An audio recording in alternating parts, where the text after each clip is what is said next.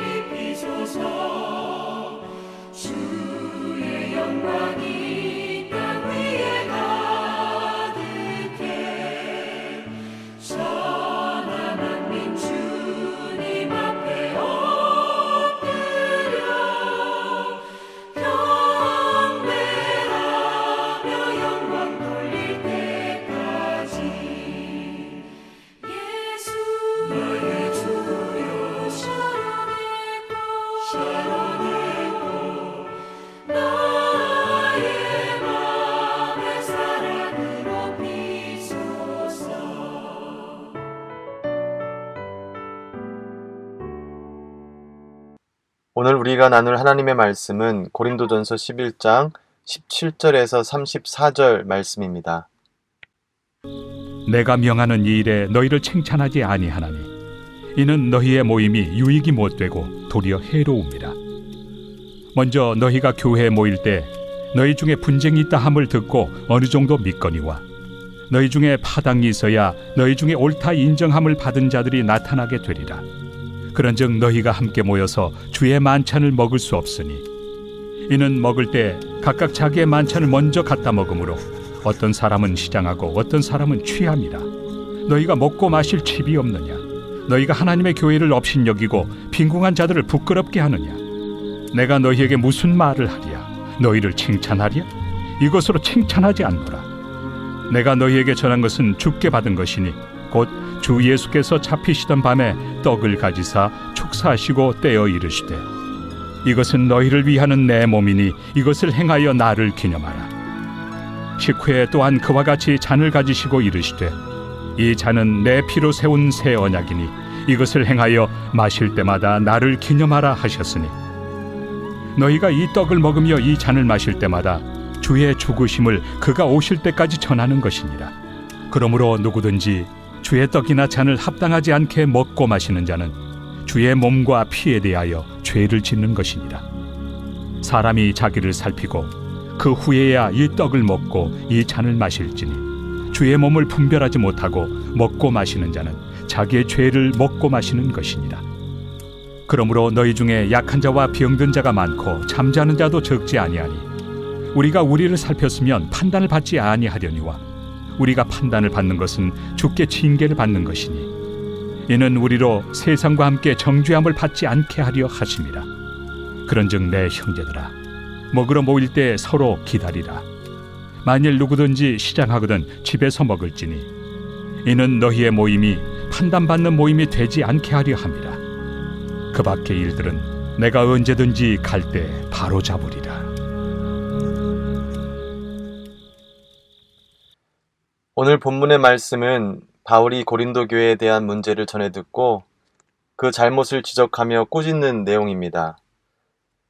바울이 지적한 문제는 고린도 교회 안에서 일어나는 분쟁이었고 그 분쟁은 물론 고린도 교회 공동체의 하나됨을 파괴하는 일이기에 잘못되었지만 궁극적으로는 하나님의 뜻을 어기고 하나님께 죄를 짓는 것이었기 때문에 바울은 이 부분에 대해서 단호하게 가르치고 있습니다. 바울은 분쟁이라는 주제로 고린도전서 1장에서 사도들과 관련된 분쟁에 대해 언급하였고 이번 11장에서 언급하는 분쟁은 교회 안의 부자들과 가난한 자들 사이에서 일어나는 분쟁을 지적하고 있습니다. 고린도 교회는 예배에 있어서 중요한 예식 중에 하나로 포함되어 있는 만찬이 하나님의 뜻과 의도를 벗어나 부자 무리들의 종교적 의식과 자신들의 유익 그리고 자아만족의 행위로 전락하여 마땅히 함께 예식에 참여해야 할 같은 공동체 중에 가난한 무리들이 만찬에서 제외되어지게 되었습니다. 교회 안에서의 모임과 예식을 진행하는 것은 중요한 것이며 교회 공동체가 간직하고 지켜나가야 할 것입니다. 그런데 요즘에는 전통이 사라지고 예식을 무분별하게 합리화하여서 간소화시키는 안타까운 일들을 보게 됩니다. 그럼에도 불구하고 오늘 말씀을 통해 알 수 있는 것은 아무리 중요한 모임과 예식일지라도 무조건 예식을 이어가는 것만이 교회 공동체에 유익을 주는 것이 아닐 수 있다는 것입니다. 바울은 17절에 내가 명하는 이 일에 너희를 칭찬하지 아니하나니 너희 모임이 유익이 못되고 도리어 해로움이라고 말씀하였습니다. 우리가 신앙생활을 참여하게 되면서 가질 수 있게 되는 기초적인 질문은 그리스도인으로서 무엇을 해야 하고 무엇을 하지 말아야 합니까? 입니다. 그러한 질문들을 통해 우리들은 우리 신앙생활의 시간들을 채워나가게 됩니다.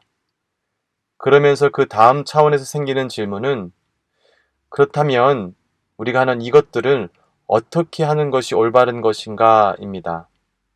왜냐하면 때로는 선한 의도로 우리에게 주어진 하나님의 말씀과 예식이 우리의 잘못으로 하나님께서 싫어하시는 외식하는 자의 도구로 사용되어질 수 있기 때문입니다. 고린도 교회 안에는 예수 그리스도를 기념하며 나누던 만찬이 특정한 무리들만이 누릴 수 있는 특권이 되었고 그 모임을 통해 자신들의 유익을 채우는 일이 행해지고 있었습니다. 그때 당시 현실적으로 부자들은 정해진 모임의 시간에 또한 만찬에 필요한 것들을 풍성하게 가지고 참여하여 배불리 먹을 수 있었습니다. 그러나 상대적으로 가난한 자들은 자신의 낮은 신분에 주어진 일들을 마치고 모임에 참여하다 보면 항상 시간을 맞추기가 힘들었고 거기에다가 그들은 음식을 가져올 여력이 되지 않아서 부자 성도들이 다 먹고 난 뒤 더 이상 먹을 것이 없어서 만찬에 참여하지 못하게 되었습니다. 주의 만찬에 참여하는 것은 그리스도인들에게 마땅히 주어진 것이며 또한 축복의 통로이기도 합니다.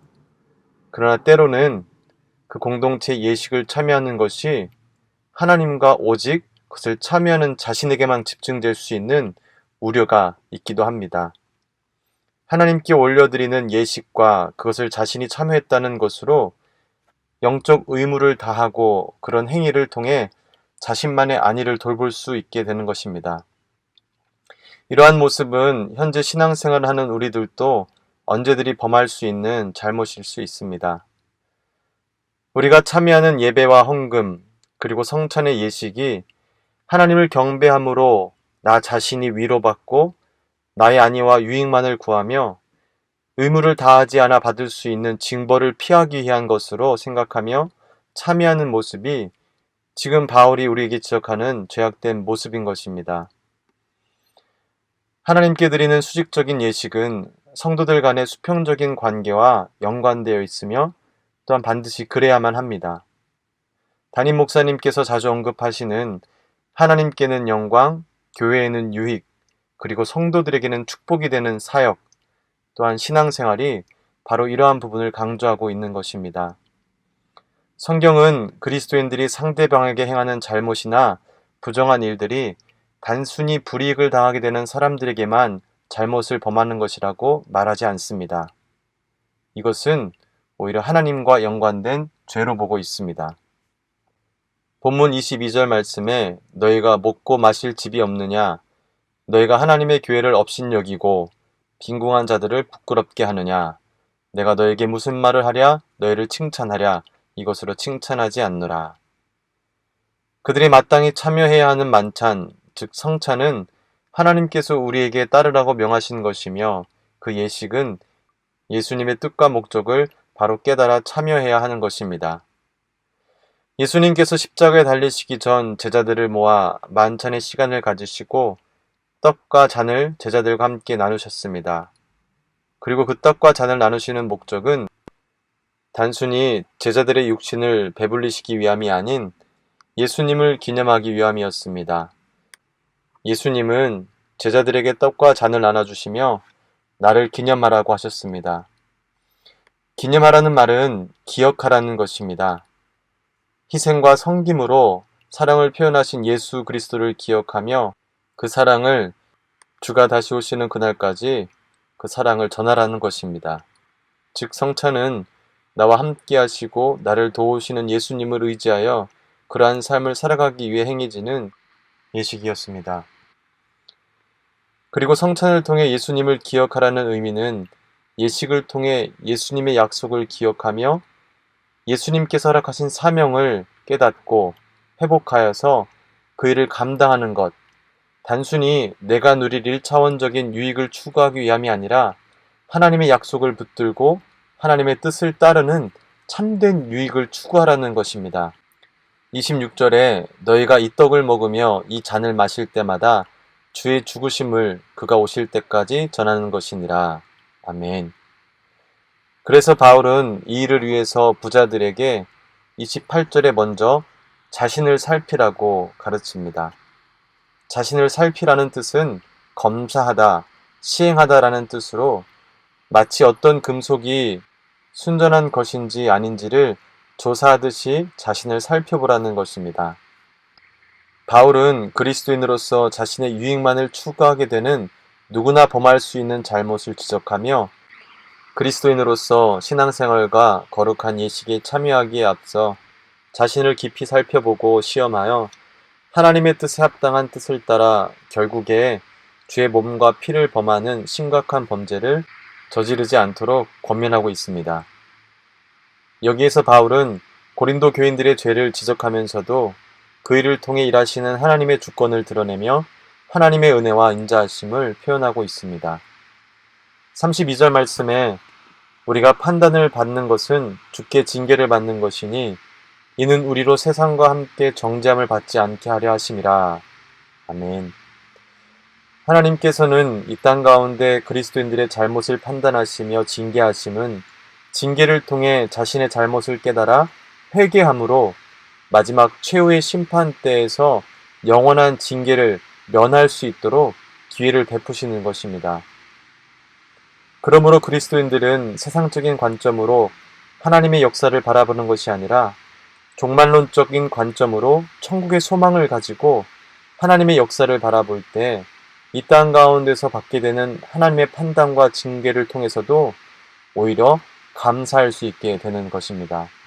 종말론적인 관점은 하나님 나라에 대한 관심과 사모함이 있을 때 얻을 수 있습니다. 그 관심과 사모함은 우리에게 주어진 삶 가운데 예수님을 묵상하고 말씀을 가까이 하며 성령님의 도우심을 구하며 살아가는 모습으로 드러나게 됩니다. 하나님은 그러한 자들에게 하늘의 관점을 허락해 주십니다. 세상에 푹 빠져서 세상의 것에만 집중하고 세상의 이치에만 관심을 가지고 살아가는 자들에게는 자연스럽게 세상적 가치가 자신의 생각과 삶을 주관하게 됩니다. 우리 믿음의 공동체는 세상에서의 즐거움을 추구함보다는 하나님과의 친밀감을 더욱더 사모하며 나아가기를 소망합니다. 우리가 이 땅에 살아가면서 살아계신 하나님과 동행하며 진리되는 말씀을 경험하며 살아가는 특권을 놓치지 않기를 바랍니다. 바울은 분쟁의 해결책으로 스스로를 돌아보라는 가르침에 이어서 33절에 모든 공동체가 모여 함께 참여할 수 있도록 서로 기다리라고 합니다. 하나님을 경배하고 예배하는 것에 있어서 공동체를 배려하고 상대방의 유익을 구하라는 것입니다. 하나님께서는 하나님의 공동체를 자신이 직접 하나로 묶이시기보다는 그 거룩한 일에 우리를 참여시키셔서 그 일에 동참할 수 있도록 허락하셨습니다. 공동체의 하나됨은 하나님의 일에 우리가 동참하는 것이고 그것은 말씀을 빗대어 자신을 돌아보고 상대를 배려하는 것으로 할 수 있는 것입니다. 교회 공동체의 하나됨은 하나님께서 원하시는 일이고 하나님으로부터 시작되며 하나님께서 이루실 것입니다. 그러나 하나님께서는 그 일에, 그 거룩한 일에 저와 여러분을 부르셨습니다. 우리를 죽기까지 사랑하시며 우리의 유익을 살피신 예수님을 기억하며 나의 편안함과 유익을 주장하는 것이 아닌 주위의 사람들과 그들의 필요를 돌아보아 하나님의 뜻이 이 땅 가운데 이루어지는 것을 목격하시고 또한 경험하시는 여러분이 되시기를 주님의 이름으로 축복합니다. 함께 기도하시겠습니다.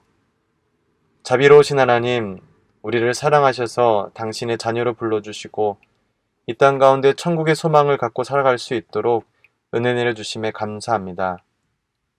또한 이 세상에서 홀로 살아가지 않고 신앙 공동체 안에서 살아갈 수 있도록 인도하여 주심에 감사드립니다. 기도 앞기는 우리에게 허락하신 하나님의 공동체를 더 사랑하고 견고히 세워나가는 일에 우리를 사용하여 주시옵소서. 그리고 그렇게 세워지는 공동체를 통하여 우리 공동체 안에 한 사람 한 사람이 하나님의 풍성한 은혜를 누리게 하여 주시옵소서. 성령의 도우심으로 우리가 서로를 알아가는 데 힘쓰게 하여 주시고 서로의 필요를 돌아보아 예민하게 반응하며 서로를 도와주고 채워주는 축복된 공동체의 일원이 되게 하여 주시옵소서. 지금 이 시간에도 육신적으로, 영적으로, 정신적으로, 심적으로 아파하고 고통받는 지체들이 있습니다. 우리 공동체가 같이 이 아픔을 품게 하여 주시고 함께 기도하며 서로 돕게 하여 주시옵소서. 그리고 그 일을 통하여 하나님께서 우리 공동체 가운데 역사하시는 그 일들을 목격하는 은혜가 넘치는 공동체가 되게 하여 주시기를 간절히 소망합니다. 오늘 또 우리에게 복된 삶을 허락하신 하나님 감사합니다. 이 복된 하루 주님 뜻 가운데에서 주님과 함께 동행하는 축복된 하루 될 수 있도록 성령님께서 함께하여 주시고 붙잡아 주심을 믿고 감사드리며 걸어가신 예수님의 이름으로 기도드립니다. 아멘. 함께 주기도문 하시겠습니다. 하늘에 계신 우리 아버지여, 이름이 거룩히 여김을 받으시오며 나라에 임하옵시며 뜻이 하늘에서 이룬 것 같이 땅에서도 이루어지이다. 오늘날 우리에게 일용할 양식을 주옵시고 우리가 우리에게 죄 지은 자를 사하여 준 것 같이 우리 죄를 사하여 주옵시고 우리를 시험에 들게 하지 마옵시고 다만 악에서 구하옵소서. 대개 나라와 권세와 영광이 아버지께 영원히 있사옵나이다. 아멘. 이 시간 우리가 함께 한 마음으로 기도할 때 하나님 주신 말씀이 나의 삶, 우리 공동체 안에 일어나기를 원합니다. 나의 유익만을 위해 공동체에 참여하는 것이 아니라 타인의 유익을 돌보며 이 공동체 안에서 예수님을 기억하며 그 사랑을 전하는 일이 계속해서 진행될 수 있도록 성령님께서 함께 해달라고 기도하기를 원합니다. 이어서 기도하는 것은 코로나19로 인해서 제가 계속해서 기도하고 있는 교회의 4가지 제목과 또 교단적인 기도 제목을 놓고 스크린을 참조하시면서 함께 기도하기를 원합니다. 마지막으로 기도할 것은 우리 지체 가운데 아파하고 있는 자들을 한 분 한 분 기억하시면서 그들의 이름을 부르짖고 그들 가운데 하나님의 역사하심을 우리가 함께 목격할 수 있도록 하나님께서 함께 해달라고 우리가 함께 주여 3번 부르짖고 기도하며 나아가도록 하겠습니다. 주여, 주여, 주여.